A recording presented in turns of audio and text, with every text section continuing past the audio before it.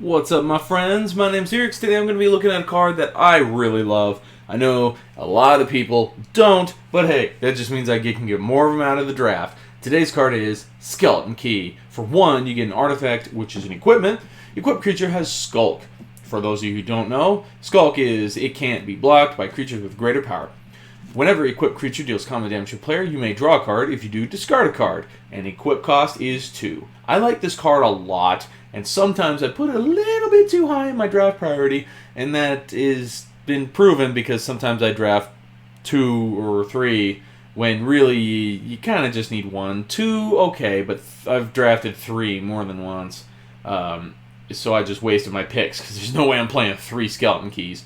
But I do like this card because Skulk can be relevant. I have had games where I won because I gave my equipped creature Skulk, and I just barely got through because of that. But the more important part is when the creature deals combat damage to a player, you may draw a card and discard a card. So you can kind of go through and you can filter your hand to get cards that you need, or what I really like in this draft environment, delirium. You can go and say, you got an instant, a sorcery, and an enchantment in the graveyard. Well, lands are not easy to throw in the graveyard, and you don't want to throw away your creatures, because let's say you don't have many. Well, with this, you draw a card, who cares what it is? Toss a land, It's so easy to do, and that's your delirium right there. You can also use it. Enchantments are kind of easy, but I like to focus on land and creatures when I do this. Land would be the hardest thing to throw in the grave, and that's why I like Angelic Purge, because I usually sack a land for it.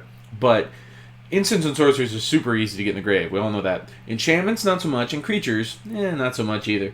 This is the piece that will help you get that delirium a lot quicker, a lot easier. And that's probably the main reason why I play it.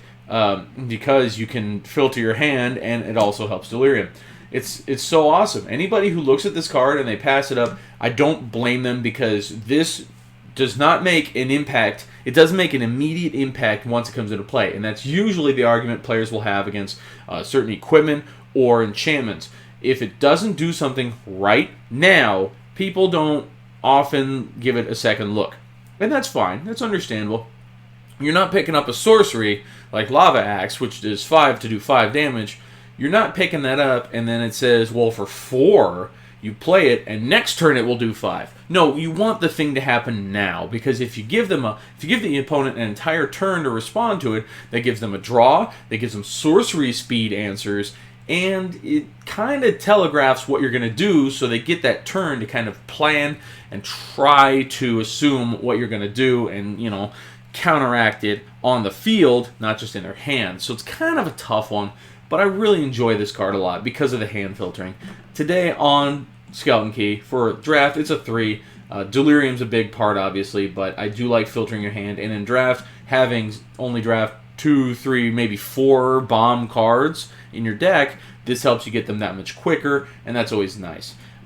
For Standard, a 2.5. I have seen this played before in Standard, but it was for delirium-heavy decks. You don't really see it elsewhere. I did see it once in a Sphinx's Tutelage deck, but that's not really a great place for it, because if Sphinx's Tutelage is about milling the opponent, and this is requiring you to do combat damage for you to do it. So it's not really, like, it helps you draw, and it helps accomplish the main goal of milling the opponent, but it requires you to do combat damage to a player, and so it's kind of going 2 different ways to get to the same end. You'd probably just rather play the blue and red instant and sorceries and draw cards that way.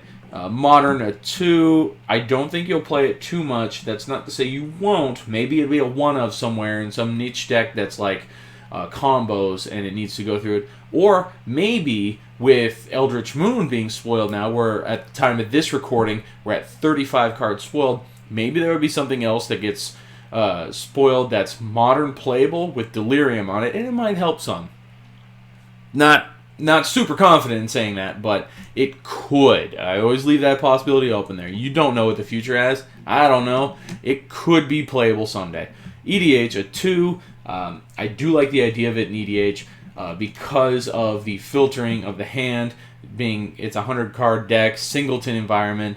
It kind of makes it a little bit better, and I do like the idea of putting it in decks that focus on the grave, like Carador or Grimgrin. Grimgrin being zombie tribal. But I do like that idea. So that's what I have to say about Skeleton Key. You have a different opinion, let me know down below. Thank you guys for watching. I will see you all next time.